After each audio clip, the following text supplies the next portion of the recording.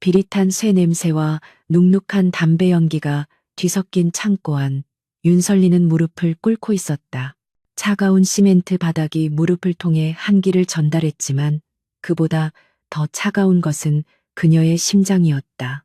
거친 숨소리가 귓가를 때렸고 날카로운 목소리가 그녀의 머리카락을 잡아당기듯 날아와 꽂혔다.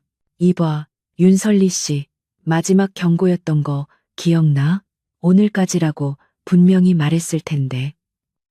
사채업자 박 사장은 기름낀 얼굴로 비웃으며 그녀의 턱을 거칠게 움켜쥐었다.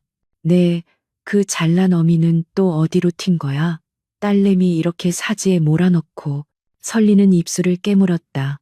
피맛이 입안에 번졌지만 고통은 느껴지지 않았다. 그녀의 모든 감각은 눈앞의 위협과 며칠째 연락이 두절된 엄마 이미희에 대한 절망으로 마비되어 있었다. 빚은 눈덩이처럼 불어나 억소리가 나는 금액이 되어 있었다. 도박과 사치로 탕진한 엄마의 빚을 갚기 위해 20살 때부터 안 해본 일이 없었지만 밑 빠진 독에 물 붓기였다. 한 번만 더 기회를 주세요. 어떻게든 갚겠습니다. 목소리가 갈라져 나왔다. 그녀 자신도 그것이 얼마나 공허한 메아리인지 알고 있었다. 빚은 원금의 몇 배로 불어나 있었고 이자는 매일 지옥처럼 쌓여갔다. 박 사장은 코웃음을 쳤다. 기회? 기회는 이미 충분히 줬어. 내 어미가 내 신분증이랑 인감 들고 와서 대신 담보로 걸 때부터 알아봤지. 이제 남은 건 하나야. 내 몸뚱이. 박 사장이 음흉한 눈빛으로 그녀를 위아래로 훑었다. 설리는 공포로 온몸이 굳는 것을 느꼈다. 그녀는 필사적으로 머리를 굴렸다.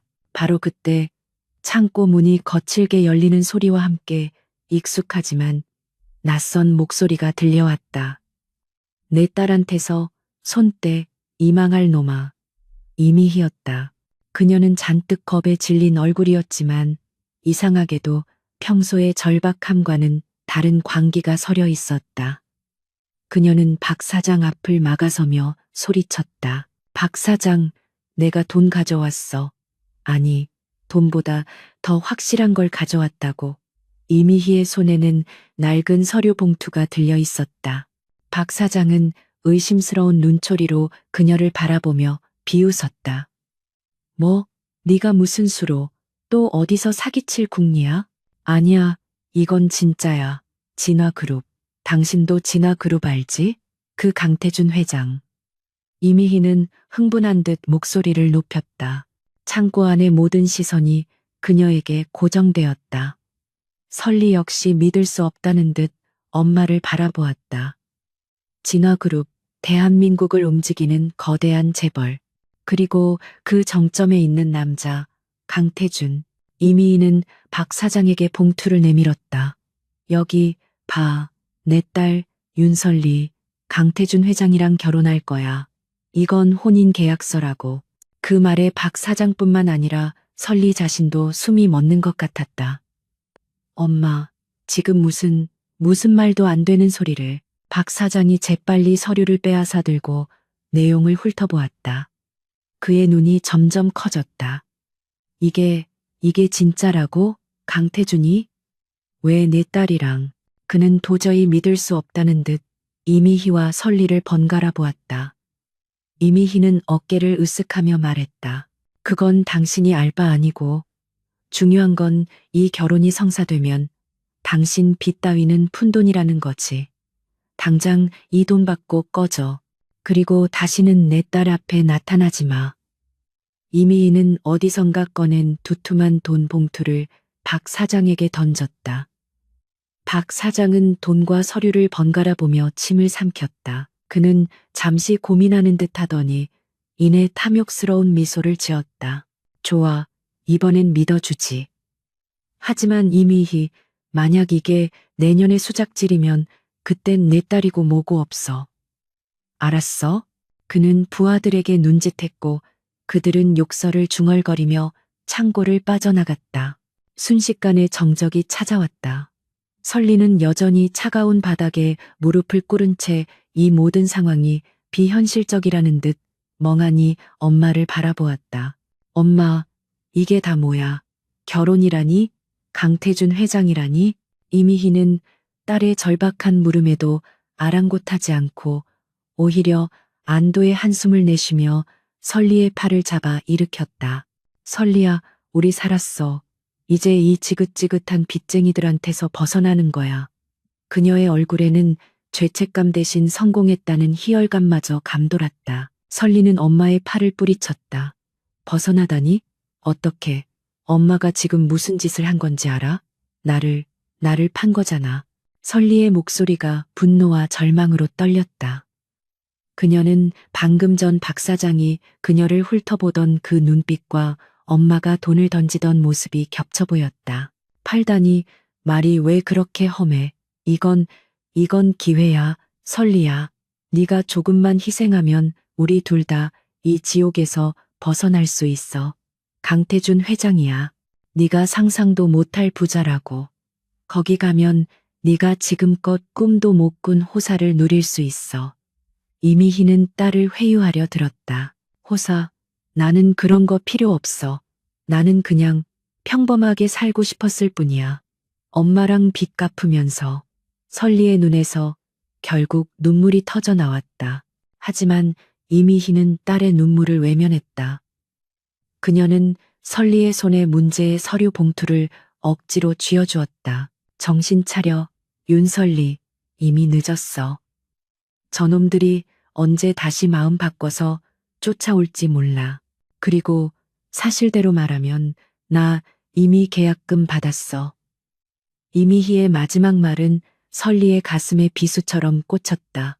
엄마가 자신을 담보로 돈을 미리 받았다는 뜻이었다. 설리는 손에 들린 봉투를 내려다보았다. 혼인계약서. 차갑고 날카로운 단어가 그녀의 눈을 찔렀다. 그녀는 더 이상 도망칠 곳이 없다는 것을 깨달았다. 엄마의 빚은 그녀의 발목에 채워진 족쇄였고 이제 그 족쇄는 강태준이라는 더 크고 단단한 감옥으로 이어지고 있었다. 며칠 후 설리는 약속된 장소로 향했다. 서울의 심장부 가장 높은 빌딩의 펜트하우스. 진화그룹의 본사였다. 그녀는 낡은 코트 차림으로 화려한 대리석 로비에 들어섰다. 모든 것이 비현실적이었다. 그녀를 안내하는 비서는 무표정한 얼굴로 그녀를 위아래로 훑어볼 뿐 어떤 질문도 하지 않았다. 최고층 회장실의 문이 열렸다. 방 안은 거대하고 차가웠다. 통유리창 너머로 서울의 야경이 펼쳐졌지만 그 아름다움은 설리의 눈에 들어오지 않았다. 방 한가운데 거대한 책상 뒤에 한 남자가 서 있었다. 그림자 속에 서 있어 얼굴이 잘 보이지 않았지만 그가 뿜어내는 위압감은 방 안의 공기를 무겁게 짓눌렀다. 윤설리 씨? 낮고 차가운 목소리, 얼음장 같은 목소리가 그녀의 이름을 불렀다. 그가 천천히 조명 아래로 걸어 나왔다. 강태준. 미디어에서 수없이 보았던 얼굴이었지만 실제로 마주한 그는 훨씬 더 날카롭고 냉혹해 보였다. 그는 감정 없는 눈으로 그녀를 완벽하게 재단했다. 앉지. 그는 짧게 명령했고 설리는 반사적으로 맞은편 의자에 앉았다. 그녀의 손은 무릎 위에서 가늘게 떨리고 있었다. 강태준은 그녀 앞에 서류 몇 장을 밀어놓았다. 이미희가 보여주었던 것과 같은, 그러나 훨씬 더 두껍고 복잡한 진짜 계약서였다. 읽어봐. 그는 의자에 앉지 않고 여전히 그녀를 내려다보며 말했다. 설리는 떨리는 손으로 서류를 넘겼다. 수많은 조항들이 빼곡하게 적혀 있었다. 결혼 생활 유지 기간, 비밀 유지 의무, 위약금, 그리고 상속 및 재산 분할, 청구권 포기 조항. 설리는 고개를 들었다. 그녀는 말을 잇지 못했다. 이것은 결혼이 아니었다. 명백한 거래였다. 그녀의 몸과 시간을 사고 그 대가로 엄마의 빚을 청산하고 추가적인 보상을 지급한다는 내용이었다. 강태준은 그녀의 혼란스러운 표정을 무심하게 바라보았다. 이해하기 어렵나? 간단히 설명하지. 나는 아내라는 직함이 필요하다. 집안 어른들의 성화와 대외적인 이미지 때문에. 그리고 너는 돈이 필요하고 내 어머니 이미희 씨가 아주 친절하게도 내 가치를 상세히 설명해 주더군. 그의 말에는 어떠한 감정도 실려 있지 않았다. 마치 고가의 물건을 구매하기 전 마지막으로 상태를 점검하는 사람처럼 네가 이 계약서에 서명하는 순간 네 어머니의 모든 빚은 깨끗하게 사라진다. 그리고 너에게는 매달 생활 유지비가 지급될 거야. 계약 기간은 3년. 3년 뒤 이혼 조건도 명시되어 있지. 설리는 주먹을 꽉 쥐었다. 손톱이 손바닥을 파고들었다. 왜 하필 저죠? 당신 같은 사람이면 얼마든지 더 좋은 조건의 여자를 만날 수 있을 텐데. 그녀는 자신도 모르게 질문을 던졌다. 그것은 마지막 남은 자존심의 발악이었다. 강태주는 처음으로 희미한 그러나 비웃음에 가까운 미소를 보였다. 좋은 질문이야. 나도 궁금했거든. 이미희 씨가 자기 딸은 조용하고 순종적이며 절대 문제를 일으키지 않을 거라고 보장하더군. 무엇보다 가진 것이 아무것도 없어서 통제하기 쉽다고 했지. 그의 말은 설리의 심장을 꿰뚫었다. 엄마가 자신을 그렇게 팔아넘겼다는 사실이 이 남자 앞에서 발가벗겨진 듯한 수치심보다 더 고통스러웠다. 그녀는 더 이상 잃을 것이 없다는 것을 깨달았다. 희망도 미래도 심지어 자신을 팔아넘긴 엄마에 대한 원망조차도 사치였다. 내가 거부하면요? 그녀가 물었다. 강태주는 어깨를 으쓱했다. 그럼 이 문을 나가면 된다. 그럼 내 어머니의 빚은 다시 박 사장에게 돌아가겠지. 아마도 그가 요구하는 방식대로 갚아야 할 거야. 내 몸으로. 물론 나는 다른 조용한 여자를 찾으면 그만이고 그것은 선택지가 아니었다. 그것은 사형 선고와도 같았다. 설리는 눈을 감았다. 창고 안에 비릿한 쇠냄새, 박 사장의 탐욕스러운 눈빛, 그리고 엄마의 광기 어린 외침이 스쳐 지나갔다. 그녀는 천천히 눈을 떴다. 그녀의 눈에는 더 이상 눈물이 없었다. 오직 차가운 체념만이 남아 있었다. 그녀는 책상 위에 놓인 펜을 집어들었다. 잉크가 종이에 스며드는 소리가 유난히 크게 들렸다. 윤설리. 그녀의 이름 세 글자가 계약서의 마지막을 장식했다. 그녀는 자신의 영혼을 파는 계약서에 서명했다. 강태주는 만족한 듯 고개를 끄덕였다. 그는 자신의 비서를 불렀다. 김 비서, 내일부터 윤설리 씨가 펜트하우스에서 지낼 수 있도록 준비해. 대외적으로는 오랜 유학 생활을 마치고 돌아온 약혼녀로 알리도록. 그는 다시 설리를 바라보았다. 이제 그녀는 물건에서 소유물이 되었다. 환영한다, 윤설리 씨. 아니, 이제부터는 강태준의 아내로서의 역할을 충실히 이행해 주길 바라지. 명심해. 넌 내게 팔려온 거야. 그 이상도 그 이하도 아니니 쓸데없는 감정 소모는 하지 않는 게 좋을 거야. 그의 마지막 말은 경고였다. 설리는 대답 대신 서명한 계약서를 그에게 밀었다.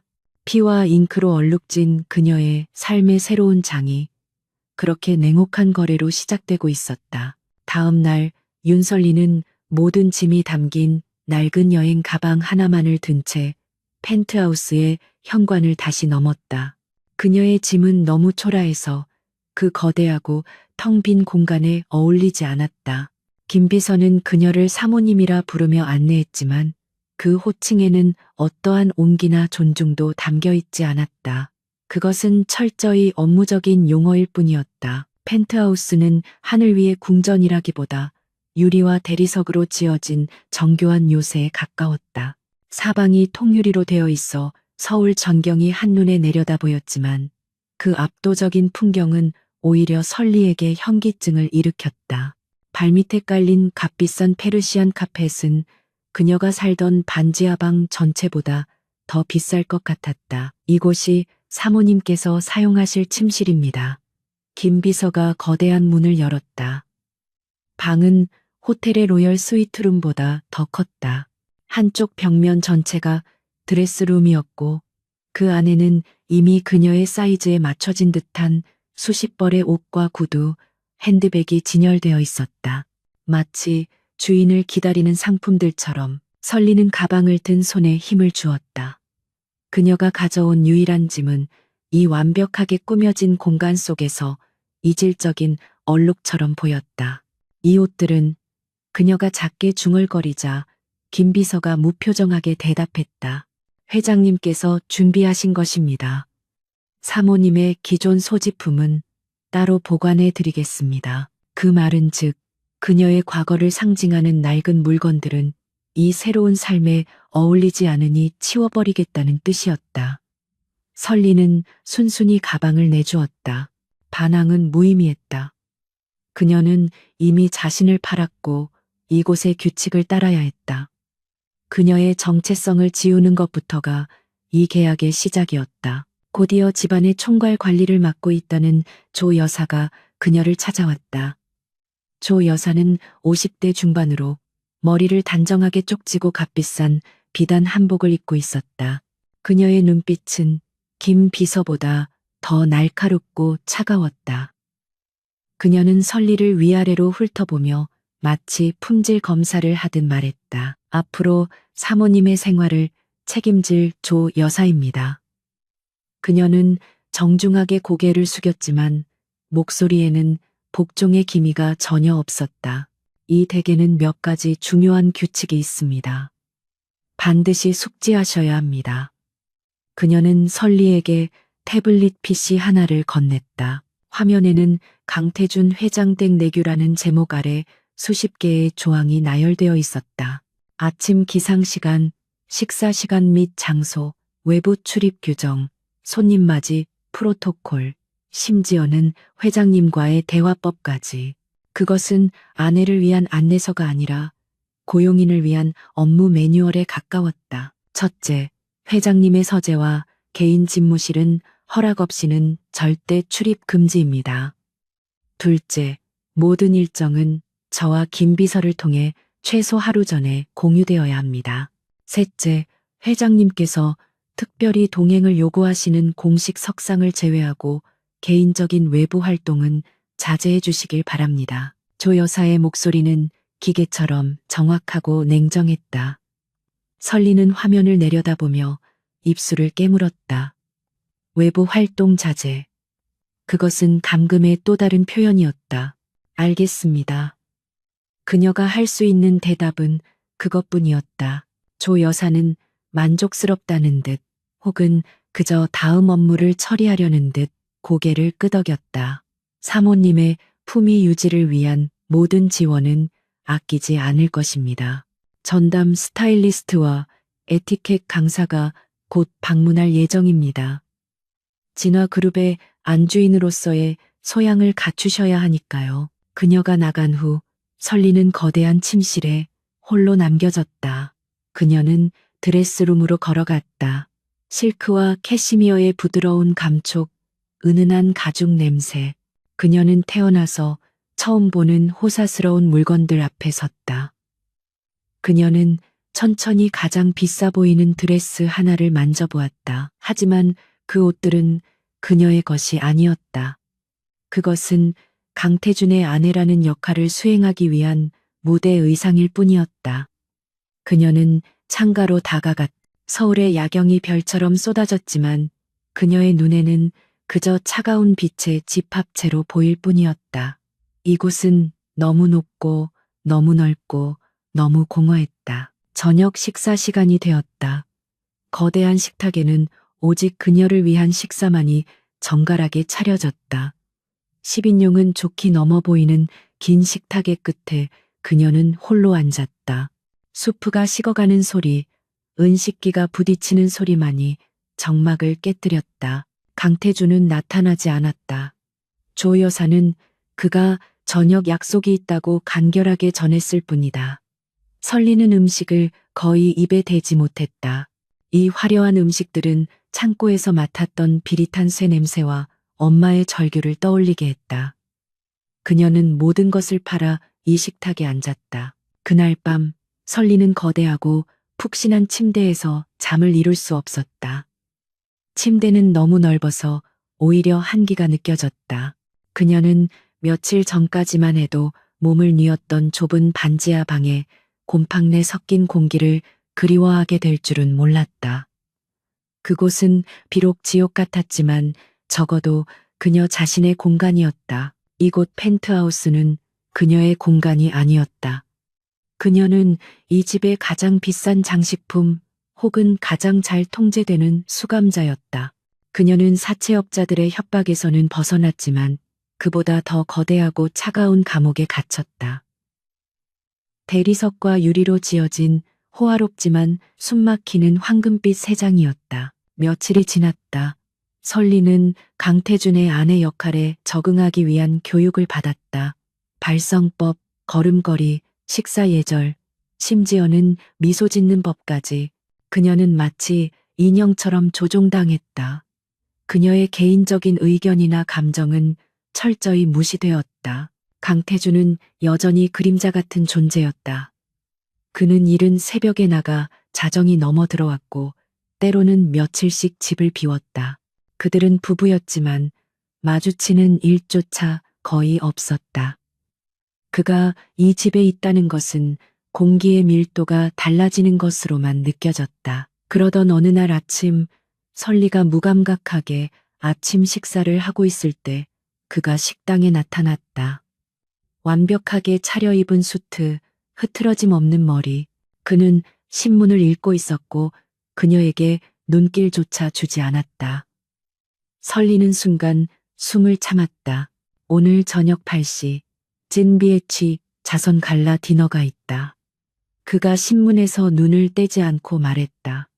그의 목소리는 아침 공기처럼 차가웠다.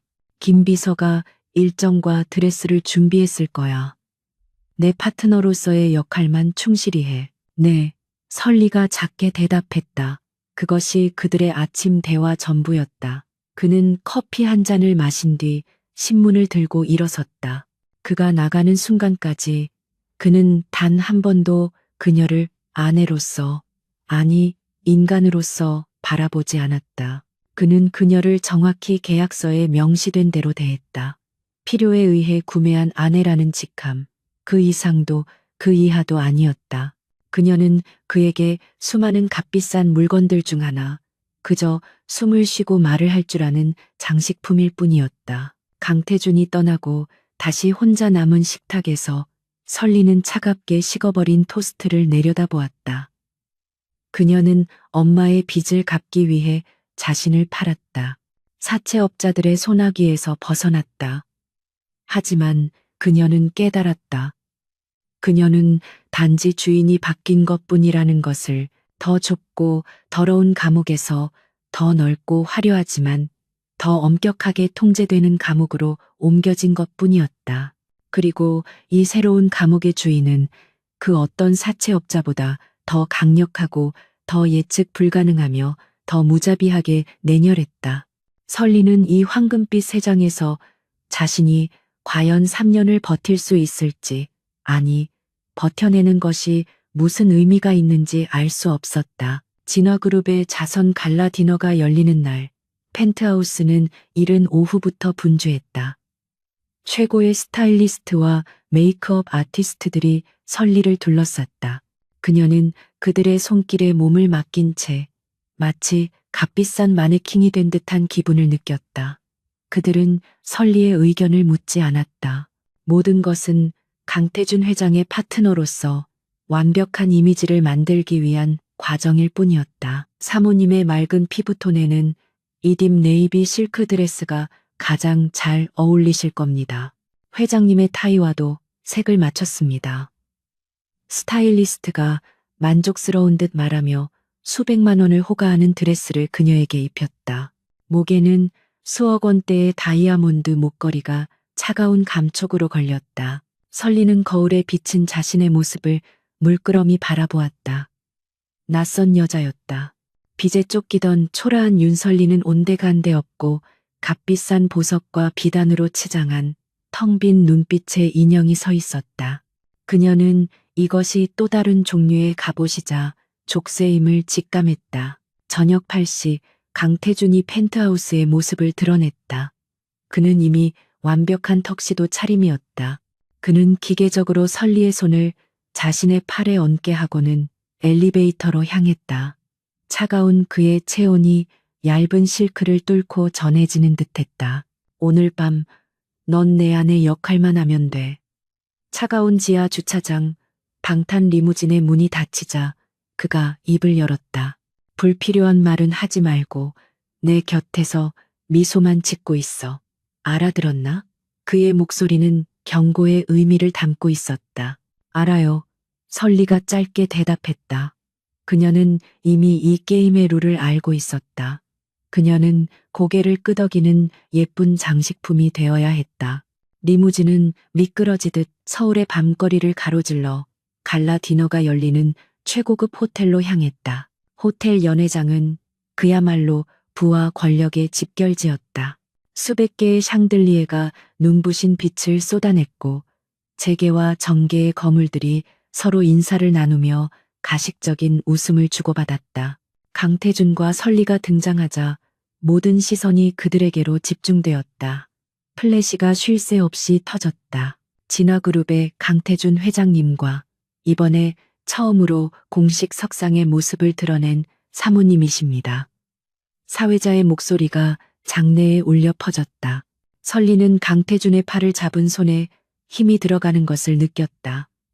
그녀는 교육받은 대로 입가에 희미한 미소를 건 채 고개를 끄덕였다. 강태준은 그런 그녀를 잠시 곁눈질로 바라보았다. 그는 그녀가 이 압도적인 관심 앞에서 주눅이 들거나 실수를 저지를 것이라 예상했다. 하지만 설리는 놀라울 정도로 침착했다. 그녀의 등은 꼿꼿했고 시선은 정면을 향해 있었다. 마치 이 모든 것이 익숙하다는 듯이 태준이 드디어 파트너를 데려왔군. 굵직한 목소리가 그들의 앞을 가로막았다. 대형물산의 박 회장이었다.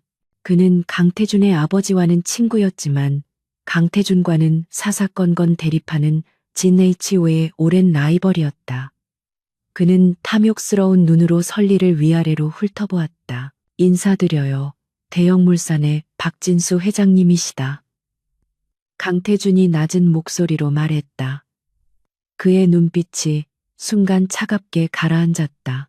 설리는 훈련받은 대로 우아하게 고개를 숙였다. 처음 뵙겠습니다. 윤설리입니다. 박 회장은 껄껄 웃었다. 윤설리라 강 회장이 이렇게 꼭꼭 숨겨둘 만한 미인이었구먼. 그런데 어디서 이런 보석을 찾았나? 내가 아는 명문가 교수들 중에는 이런 이름이 없었던 것 같은데. 그의 말은 노골적인 조롱과 의심을 담고 있었다. 주변의 시선이 순식간에 집중되었다. 모두가 강태준의 반응을 그리고 이 근본 없는 신부의 반응을 기다렸다. 강태준의 미간이 미세하게 좁혀졌다. 그가 입을 열어 이 무례한 질문을 차단하려던 순간 설리가 먼저 입을 열었다. 박 회장님 과찬이십니다. 그녀의 목소리는 떨리지 않았다. 오히려 맑고 또렷했다. 제가 보석이라면 저를 알아봐 주신 건 강 회장님의 안목이겠지요. 그리고 저는 명문가라는 배경보다는 진화그룹의 미래에 걸맞은 사람이 되려고 노력하는 것이 더 중요하다고 생각합니다. 그녀는 박 회장의 눈을 피하지 않고 똑바로 바라보며 말을 이었다. 회장님께서도 배경보다는 실력으로 대형물산을 이끄시는 분이라고 들었습니다. 오늘 같은 자선 행사의 본질도 누가 더 많이 가졌는지를 뽐내는 것이 아니라 우리가 가진 것을 어떻게 나누는지가 중요한 것 아니겠습니까? 순간 정적이 흘렀다. 설리의 대답은 완벽했다. 그녀는 박 회장의 무례함을 정면으로 받아치면서도 그를 실력 있는 경영자로 치켜 세우는 동시에 자선 행사의 본질을 언급하며 그의 질문이 얼마나 속물적이었는지를 우회적으로 비판했다. 그녀는 자신을 방어했을 뿐만 아니라 강태준과 진화그룹의 체면까지 세웠다. 박 회장의 얼굴이 순간 불그락푸르락했다. 그는 어린 여자의 당돌한 대꾸에 할 말을 잃었다.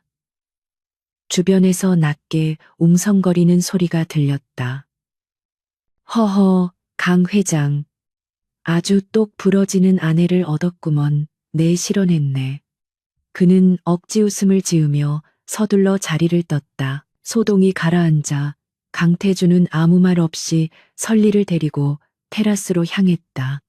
차가운 밤 공기가 그녀의 달아오른 뺨을 식혀주었다. 설리는 자신이 무슨 짓을 했는지 깨달았다. 그녀는 강태준의 명령을 어기고 불필요한 말을 했다. 죄송합니다. 제가 그녀가 입을 열었을 때 강태준이 그녀의 말을 막았다. 그는 그녀를 바라보고 있었다. 처음으로 그는 그녀를 물건이나 장식품이 아닌 윤설리라는 존재로 바라보고 있었다. 그의 눈에는 놀라움과 함께 정체를 알 수 없는 미묘한 감정이 스치고 지나갔다. 왜 사과하지? 그가 물었다. 잘했어. 그의 목소리는 여전히 차가웠지만 그 안에는 이전에는 없었던 무언가가 담겨 있었다. 박 회장은 항상 내 약점을 찾으려 드는 하이에나 같은 인간이야.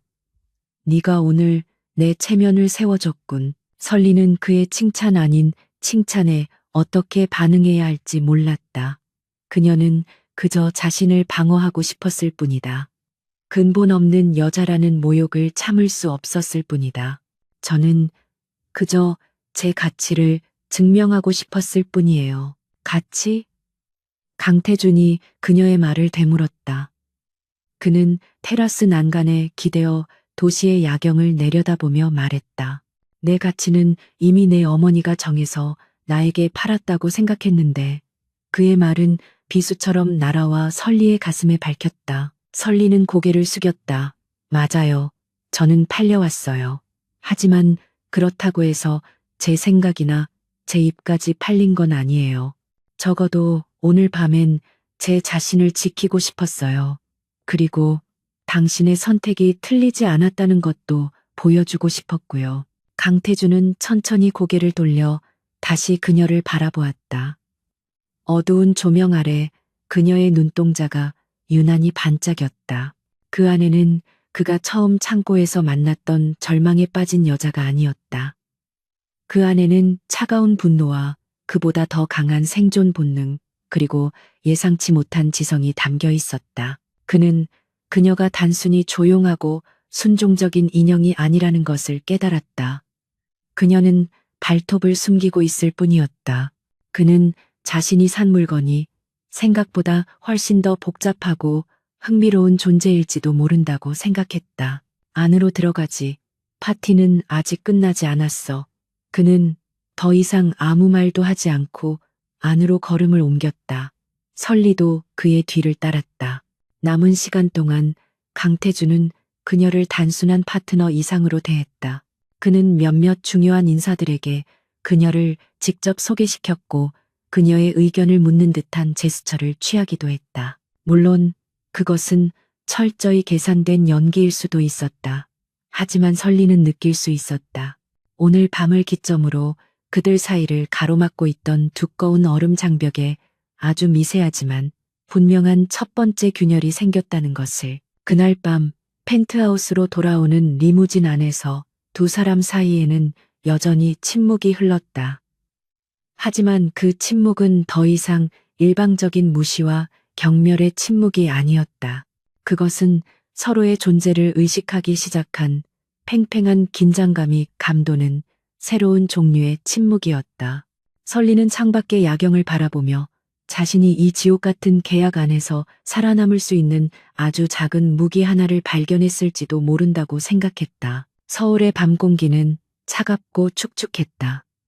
빗방울이 막 그친 골목길은 쓰레기 냄새와 곰팡이 냄새로 질척거렸다. 한지은은 숨을 몰아쉬며 위태롭게 달리고 있었다. 그녀의 세상은 완전한 어둠이었지만 청각과 후각은 공포 속에서 병적으로 예민해져 있었다. 뒤에서 들려오는 거친 발소리와 욕설이 귓가를 찢을 듯이 파고들었다. 그녀는 보이지 않는 벽에 부딪혔고 차가운 벽돌의 감촉에 잠시 방향을 잃었다. 거기서 이년아, 더 가봤자 막다른 길이야. 마동철의 부하 중 하나의 목소리가 울렸다. 지우는 이를 악물고 반대편으로 몸을 돌렸다. 그녀의 낡은 지팡이가 빗물 웅덩이를 다급하게 휘저었지만 발이 미끄러지며 그대로 바닥에 넘어졌다. 무릎에서 날카로운 통증이 전해졌지만 그것은 그녀를 쫓는 공포에 비하면 아무것도 아니었다. 그녀는 어떻게든 기어서라도 벗어나려 했다. 삼촌이 남긴 도박빚은 눈덩이처럼 불어나 감당할 수 없는 지경에 이르렀다. 그리고 오늘 마동철은 마지막 인내심마저 잃었다. 그는 지은의 삼촌에게서 받은 포기 각서를 흔들며 그녀를 끌고 나왔다. 그녀는 자신이 어디로 팔려가는지 정확히 알 수 없었지만 그들의 대화에서 엿들은 100만 원이라는 단어는 그녀의 존재 가치를 잔인하게 후려쳤다. 결국 두 명의 남자가 그녀의 양팔을 거칠게 붙잡았다. 지은은 비명을 지르며 발버둥 쳤지만 연약한 저항은 그들의 악력을 더 강하게 만들 뿐이었다. 조용히 해, 마, 사장님 오시기 전에 얌전히 굴라고. 남자가 그녀의 뺨을 세게 후려쳤다. 시각을 잃은 이후 처음 느껴보는 노골적인 폭력이었다. 그녀의 눈에서는 뜨거운 눈물이 솟구쳤지만 그 어둠 속에서 아무도 볼 수 없었다. 그때 육중한 발소리와 함께 마동철이 골목 안으로 들어섰다. 그는 값싼 담배 연기를 지은의 얼굴에 내뿜으며 역겨운 미소를 지었다. 이런 꼬리말이 아니잖아. 그래도 눈이 안 보여서 얌전할 줄 알았는데. 김 사장, 물건은 확인해야지. 마동철이 옆에 선 기름진 얼굴의 남자에게 말했다. 김 사장은 음흉한 눈빛으로 지은의 머리부터 발끝까지 훑어내렸다. 김 사장은 지은의 턱을 잡아돌리며 이를 확인하듯 입안을 살폈다. 지은은 수치심에 몸을 떨었다. 나이가 좀 많아 보이는데 김 사장이 불만스럽게 말했다. 에이, 23이야. 싱싱하다고. 앞이 안 보여서 도망칠 염려도 없고 훈련시키기 딱 좋지. 100만 원이면 거저나 다름없어. 마동철이 그녀의 어깨를 짐짝처럼 밀었다. 거래가 성사되려는 찰나였다. 김 사장이 주머니에서 돈 봉투를 꺼내려던 순간 골목 입구에서 낮고 차가운 목소리가 들려왔다. 거기까지 하시죠. 그 목소리에는 이상한 무게감이 실려 있었다. 마동철과 부하들, 그리고 김 사장의 시선이 일제히 소리가 나는 곳으로 향했다. 거기에는 평범한 검은색 후드티와 면바지 차림의 한 남자가 서 있었다. 강민혁은 진성그룹의 비밀 현장 실사를 위해 이 낙후된 지역을 둘러보던 중이었다. 재개발 프로젝트에 얽힌 비리를 파헤치기 위해 그는 종종 이렇게 신분을 숨기고 움직였다. 그는 골목 어귀에서 벌어지는 추악한 거래를 처음부터 지켜보고 있었다. 100만 원. 그 금액은 그에게 1초의 이자 수익도 되지 않았지만 지금 그 돈에 한 인간의 존엄성이 팔려나가고 있었다. 마동철의 부하 중 하나가 비웃으며 앞으로 나섰다. 뭐야, 넌 영웅놀이라도 하러 왔어? 썩 꺼져. 남자가 민혁의 멱살을 잡으려 손을 뻗었다. 그러나 그의 손이 민혁의 옷깃에 닿기도 전에 민혁은 간결한 동작으로 남자의 손목을 꺾고 팔꿈치 관절을 가격했다. 우두둑 뼈가 부러지는 소리와 함께 남자의 고통스러운 비명이 골목을 울렸다. 순식간에 벌어진 일이었다. 마동철의 다른 부하가 주머니에서 칼을 꺼내려 했지만 민혁은 이미 그의 복부로 파고들어 명치를 정확히 가격했다. 남자는 숨이 막힌 채 쓰러졌다. 민혁의 움직임에는 군더더기가 없었다. 그것은 싸움이 아니라 훈련된 전문가의 제압 과정처럼 보였다. 그의 눈빛은 분노로 타올랐지만 표정은 얼음장처럼 차가웠다. 마동철은 겁에 질려 뒷걸음질 쳤다. 너 뭐야? 우리가 누군 줄 알고. 그는 허세를 부렸지만 목소리는 떨리고 있었다. 민혁은 마동철에게 천천히 다가갔다. 너희 같은 쓰레기들이 누군지까지 알 필요는 없지. 하지만 내 놈 얼굴은 똑똑히 기억해 두겠다. 민혁의 목소리는 조용했지만 그 안에 담긴 위협은 맹수의 그것과 같았다. 김 사장은 이미 돈 봉투를 떨어뜨리고 주랭랑을 친 지 오래였다. 마동철도 더 이상 버틸 수 없다는 것을 깨닫고 부러진 팔을 붙잡고 신음하는 부하를 버려둔 채 도망쳤다. 민혁은 그들을 쫓지 않았다. 그의 시선은 이미 바닥에 주저앉아 떨고 있는 한지은에게 고정되어 있었다.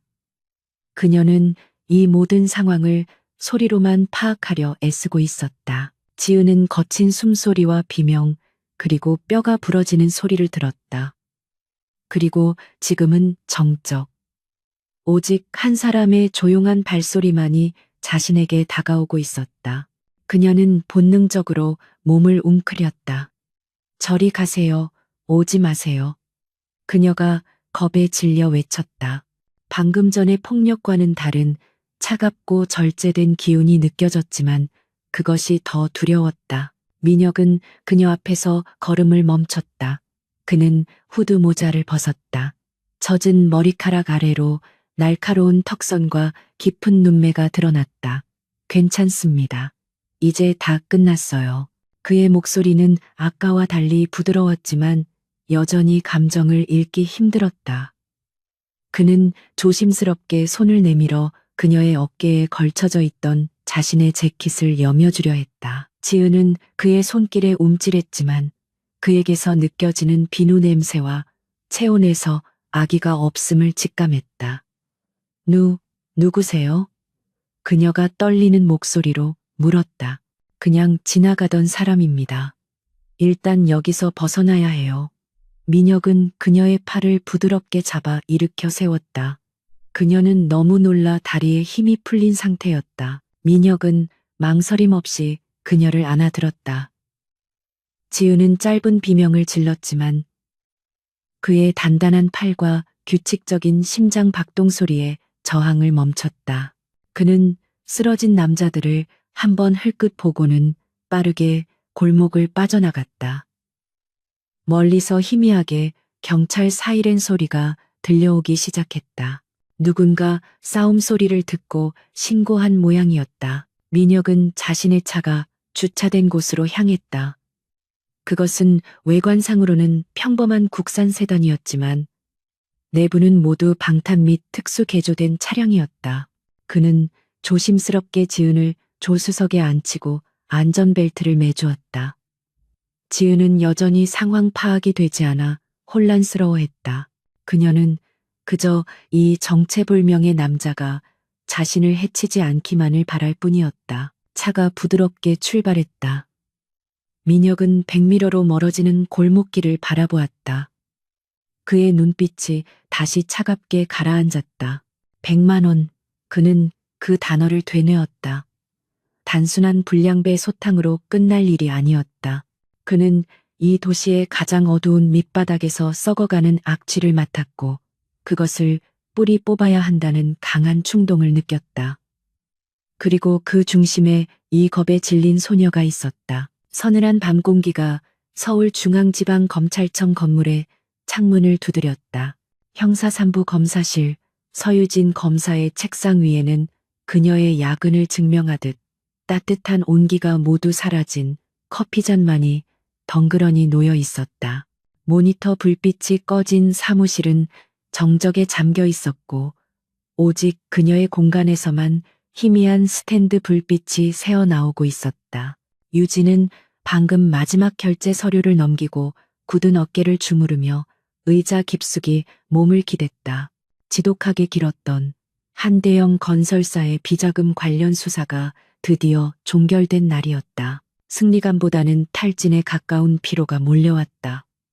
지난 3달간 그녀는 하루 평균 4시간도 채자지 못했다. 치열한 법정 공방, 증거 수집을 위한 압수수색, 그리고 자신을 무시하려 드는 노련한 상대 측 변호인단과의 기싸움까지.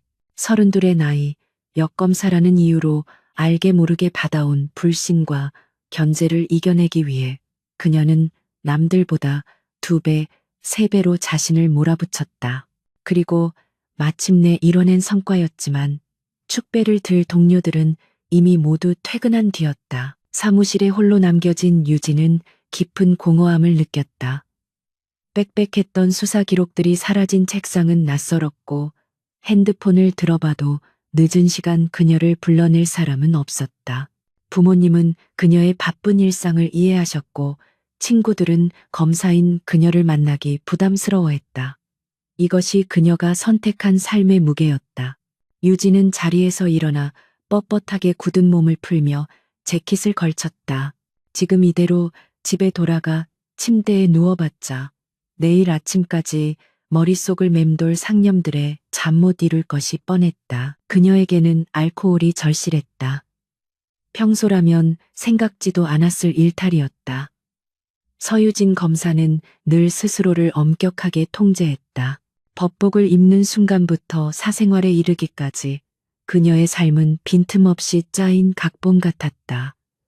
하지만 오늘 밤 그 각본에서 벗어나고 싶다는 충동이 강하게 일었다. 그녀는 차키를 집어들고 망설임 없이 검찰청을 나섰다. 차가운 새벽 공기가 그녀의 지친 뺨을 스쳤다. 유진은 무작정 차를 몰아 강남의 화려한 불빛 속으로 향했다. 그녀가 차를 세운 곳은 청담동의 한적한 골목에 위치한 고급 재즈바 블루문 앞이었다. 이런 곳은 처음이었다. 항상 시끌벅적한 고깃집에서 동료들과 소주잔을 기울이던 그녀와는 어울리지 않는 장소였다. 하지만 오늘은 그 누구의 시선도 그 어떤 익숙함도 피하고 싶었다. 두꺼운 원목문을 밀고 들어서자 묵직한 베이스 선율과 감미로운 색소폰 소리가 그녀를 맞이했다. 내부는 어두웠지만 고급스러웠다. 은은한 조명 아래 대부분의 사람들은 낮은 목소리로 대화를 나누거나 음악에 집중하고 있었다. 유진은 일부러 구석진 바 테이블 끝자리에 앉았다. 그녀의 수수한 정장 차림은 이곳의 분위기와는 다소 이질적이었지만 다행히 아무도 그녀에게 관심을 주지 않았다. 바텐더가 다가오자 그녀는 망설임 없이 주문했다. 싱글 몰트 위스키, 스트레이트로.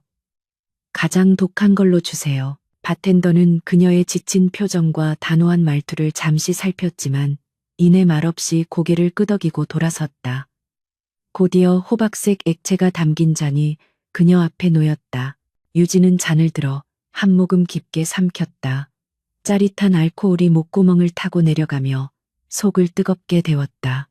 몇 달 만에 처음으로 긴장이 풀리는 기분이었다. 그녀는 눈을 감고 연주에 집중하려 했었다. 하지만 머릿속은 여전히 복잡했다. 혼자 오신 것 같군요.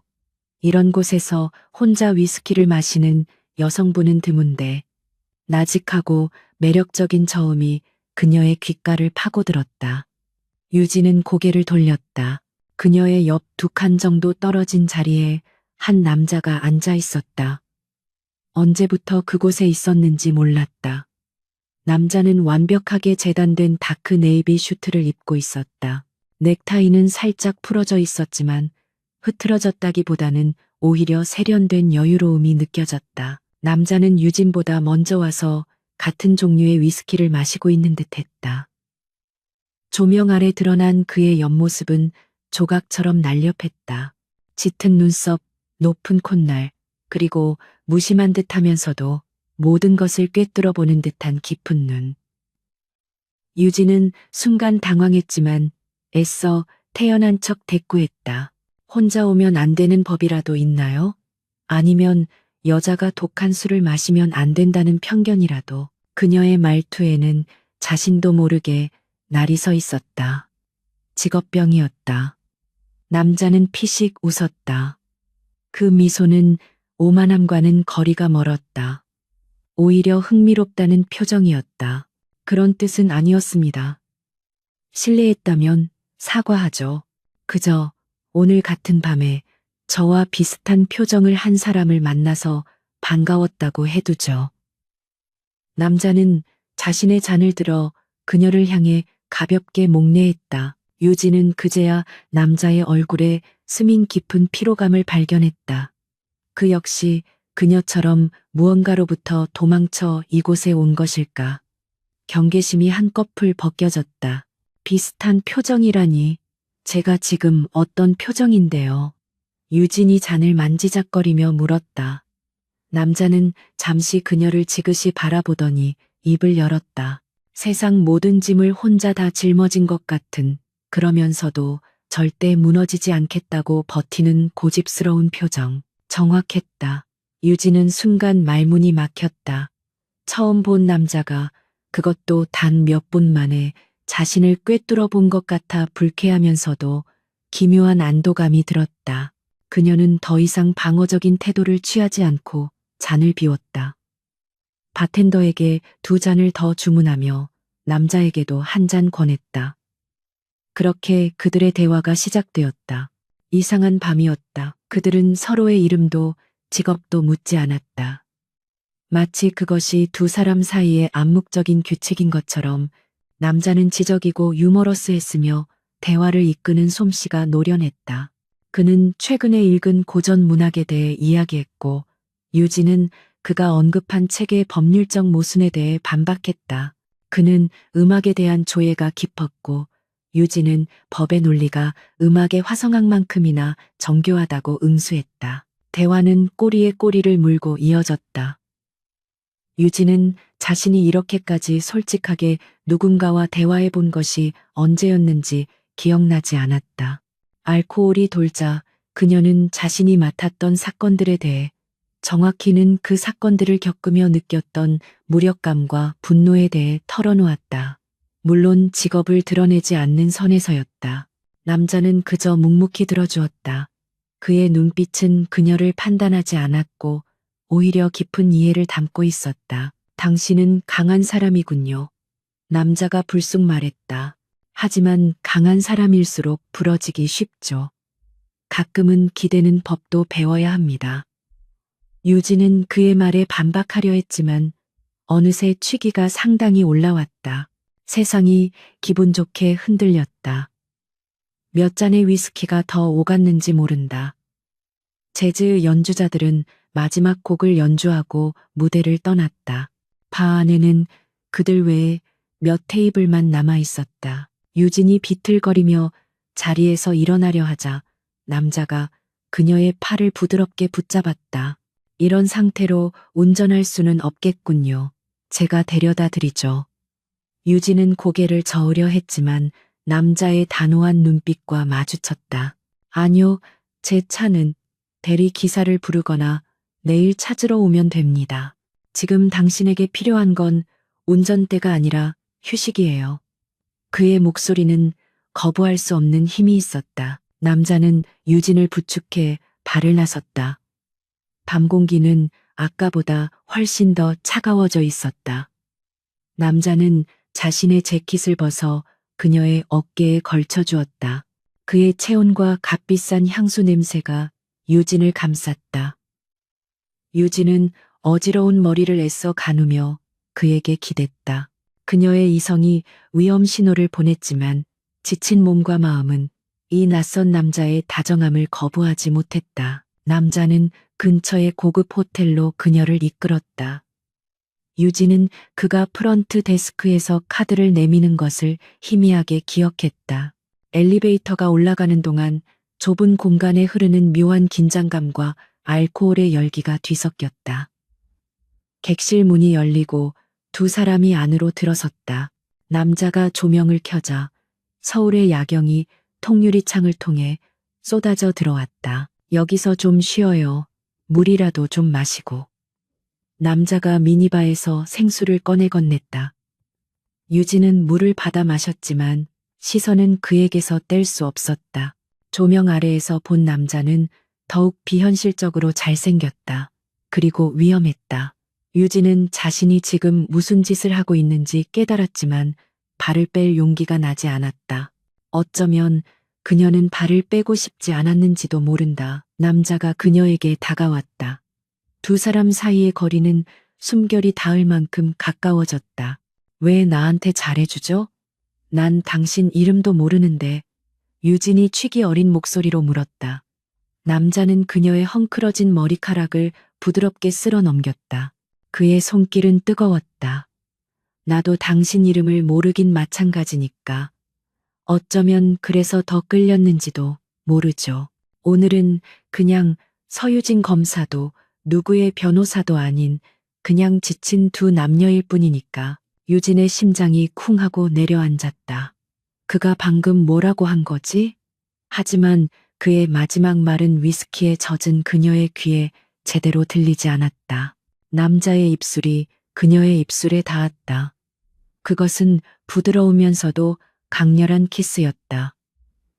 유진은 모든 저항을 포기했다. 지난 몇 달간 억눌러왔던 모든 긴장과 외로움이 이 낯선 남자의 품 안에서 폭발하듯 터져나왔다. 그녀는 그의 목을 감싸 안았다. 그날 밤 그들은 서로의 상처를 핥아주는 두 마리의 짐승처럼 서로를 탐했다. 눈부신 아침, 햇살이 유진의 눈꺼풀을 파고들었다. 지끈거리는 두통과 함께 어젯밤의 기억이 파편처럼 밀려들었다. 유진은 낯선 호텔방 천장을 보며 몸을 일으켰다. 실크 시트에 감촉이 생경했다. 그리고 옆자리를 확인한 순간 그녀는 얼어붙었다. 그 남자가 깊은 잠에 빠져 있었다. 아침 햇살 속에서 드러난 그의 얼굴은 잠결에도 불구하고 흠잡을 데 없이 완벽했다. 그제야 유진의 머릿속이 차갑게 식기 시작했다. 내가 무슨 짓을 한 거지? 그녀는 대한민국 검사 서유진이었다. 하룻밤의 실수, 그것도 이름도 모르는 남자와. 공황 상태에 빠진 유진은 침대에서 조용히 빠져나왔다. 바닥에 흩어진 옷가지를 허둥지둥 주워 입었다. 그녀의 심장이 미친 듯이 뛰었다. 어젯밤 취기에 잊었던 남자의 말이 귓가에 맴돌았다. 서유진 검사도 누구의 변호사도 아닌 그가 내 직업을 알고 있었나? 아니면 그냥 취중의 한 말이었을까? 유진은 혼란스러웠다. 남자의 재킷이 의자에 걸려 있었다. 그녀는 자신도 모르게 재킷 안주머니로 손을 뻗었다. 지갑이 만져졌다. 한순간 지갑을 열어 신분증을 확인하고 싶은 충동이 일었지만 그녀는 가까스로 이성을 붙잡았다. 그것은 명백한 불법이었다. 그녀는 손을 황급히 거두었다. 남자가 잠결에 뒤척였다. 유진은 숨을 죽였다. 다행히 그는 다시 깊은 잠에 빠져들었다. 유진은 더 이상 지체할 수 없었다. 그녀는 자신의 가방을 움켜쥐고 구두를 손에 든 채 맨발로 객실 문을 향해 걸어갔다. 문고리를 잡기 전 그녀는 마지막으로 잠든 남자를 돌아보았다. 하룻밤의 일탈 상대로는 과분할 만큼 멋진 남자였다. 하지만 그뿐이었다. 유진은 쥐 죽은 듯이 문을 열고 복도로 빠져나왔다. 이른 아침 호텔 복도는 텅 비어 있었다. 그녀는 엘리베이터 버튼을 누르고 초조하게 기다렸다. 마치 범죄 현장에서 도망치는 기분이었다. 엘리베이터 문이 열리고 그녀는 서둘러 안으로 들어갔다. 1층 로비에 도착해서야 그녀는 겨우 구두를 신었다. 호텔 정문으로 당당하게 걸어나가는 대신 그녀는 비상구를 통해 주차장으로 향했다. 차가운 아침, 공기가 숙취로 무거운 머리를 때렸다. 유진은 자신의 차를 찾기 위해 두리번거렸다. 어젯밤 대리 기사를 불렀던 남자의 목소리가 떠올랐지만 지금은 그것을 확인할 여유가 없었다. 다행히 그녀의 차는 호텔 주차장 한편에 무사히 주차되어 있었다. 유진은 차에 타자마자 문을 잠그고 핸들에 머리를 기댔다. 미쳤어, 서유진. 정말 미쳤어. 그녀는 자조적인 욕설을 내뱉었다. 어젯밤의 일은 절대로 일어나서는 안 될 일이었다. 그녀의 경력에 오점이 될 수도 있는 위험천만한 실수였다. 그녀는 그 남자의 얼굴을, 목소리를, 그리고 그와의 모든 접촉을 뇌리에서 지워버리기로 결심했다. 그것은 하룻밤의 꿈 혹은 악몽일 뿐이었다. 유진은 시동을 걸고 호텔을 빠져나왔다. 백미러로 거대하고 화려한 호텔의 모습이 멀어졌다. 그녀는 다시 서유진 검사의 갑옷을 껴입었다. 그리고 다시는 어젯밤의 자신으로 돌아가지 않으리라 다짐했다. 권지훈의 폭탄 선언은 그 자체로 시한폭탄이 되어 터져버렸다. 레스토랑 안의 정적은 고작 몇 초였지만 서유진에게는 영원처럼 느껴졌다. 그녀의 머릿속은 새하얗게 변했다. 이 남자는 누구인가? 방금 뭐라고 한 거지? 결혼? 그녀는 자신을 뚫어질 듯 바라보는 강렬한 눈빛에서 간신히 시선을 뗐다. 넋이 나간 김도형과 문틈에서 경악하며 수군대는 직원들이 보였다. 상황을 파악한 것은 지훈이 먼저였다. 그는 유진의 손목을 잡으려다 멈칫했다. 대신 그는 재킷 안주머니에서 명함 지갑을 꺼내 얇은 플래티넘 명함 한 장을 테이블 위에 올려놓았다. 서유진 씨, 내일 연락드리겠습니다. 그의 목소리는 여전히 비현실적일 만큼 침착했다. 그는 김도형에게는 눈길조차 주지 않고 몸을 돌려 유유히 룸을 빠져나갔다. 그가 사라지자 룸 안의 시간은 다시 흐르기 시작했다. 유진은 숨을 몰아쉬었다. 김도영이 더듬거리며 외쳤다. 방금 그거 진짜 권지훈 대표 맞죠? 그 사람이 왜 당신이랑. 유진은 그의 말을 들을 여유가 없었다. 그녀는 테이블 위에 명함을 집어들 생각도 못한 채 거의 도망치듯 가방을 챙겨 룸을 뛰쳐나왔다. 호텔 로비를 가로지르는 그녀의 다리가 후들거렸다. 다음 날 아침 세상은 뒤집혀 있었다. 대한민국 재계에서 가장 차갑고 비밀스러운 남자, 선우그룹의 권지훈 CEO가 호텔 레스토랑에서 처음 본 맞선 여에게 공개 청혼을 했다는 소식은 단순한 가십이 아니었다. 그것은 경제면 일면을 장식할 만한 사건이었다. 얼음 황태자 권지훈의 충격적 프로포즈, 선우그룹 후계자 신데렐라에게 그 자리에서 청혼. 언론은 굶주린 하이에나처럼 달려들었다. 레스토랑 직원의 증언, 심지어 굴욕을 당한 김도영에 과장된 인터뷰까지 쏟아져 나왔다. 그리고 서유진의 신상은 순식간에 털렸다. 그녀가 운영하는 작은 조경 디자인 스튜디오, 그린 쉐이드의 주소와 사진, 그녀의 학력, 심지어 몇 년 전 폐업한 아버지의 작은 회사 이야기까지 인터넷을 떠돌았다. 유진은 자신의 작은 오피스텔에서 문을 걸어 잠근 채 이 모든 것을 지켜보고 있었다. 그녀의 휴대폰은 밤새도록 불이 났고 스튜디오의 작은 전화기는 이미 선을 뽑아둔 상태였다. 그녀의 스튜디오 앞에는 아침부터 기자들과 유튜버들이 진을 치고 있었다. 그녀는 평범하고 조용하게, 비록 조금 힘들더라도 성실하게 살아가던 자신의 일상이 단 5분 만에 산산조각 났다는 것을 실감했다. 같은 시각 서울의 스카이라인을 압도하는 선우그룹 타워의 최상층 회의실은 그야말로 살얼음판이었다. 긴급 소집된 이사회에서 권지훈은 평소와 다름없는 무표정으로 앉아 있었다. 하지만 분위기는 그가 평생 겪어보지 못한 적대감으로 가득했다.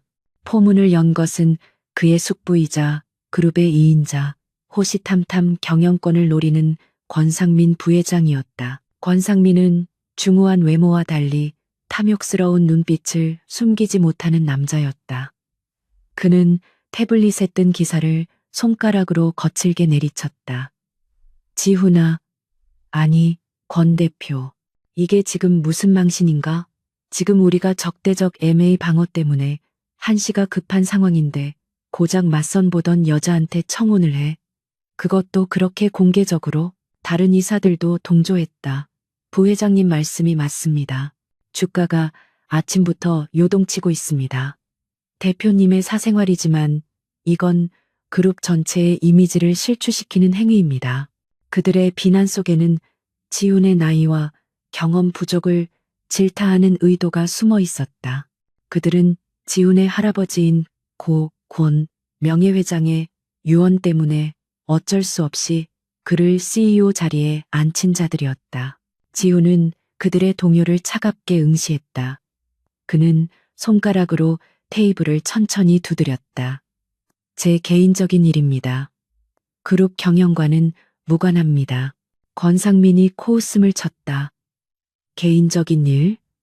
자네가 사적인 감정 하나 제대로 컨트롤 못해서 이 사달을 냈는데 무관하다고? 혹시 자네 요즘 스트레스 때문에 정신적으로 불안정한 거 아닌가? 그렇다면 그 말은 선을 넘은 것이었다. 지훈의 눈빛이 칼날처럼 날카로워졌다. 숙부님, 제 정신 상태를 의심하시는 겁니까? 아니면 이 기회를 틈타 제 자리를 흔들어 보시려는 겁니까? 회의실의 온도가 급격히 떨어졌다. 권상민은 순간 말문이 막혔지만 이내 뱀처럼 웃었다. 조카를 걱정해서 하는 말이지. 아무튼 이 사태 조속히 수습하게. 그렇지 않으면 주주들이 가만히 있지 않을 걸세. 이사회가 끝나고 지훈은 자신의 집무실로 돌아왔다. 그는 거대한 통유리창 앞에 서서 서울의 전경을 내려다보았다. 권상민의 말이 틀리지 않았다. 그의 충동적인 행동은 완벽한 빌미를 제공했다. 적대적 세력과 내부의 적이 동시에 그를 압박해오고 있었다.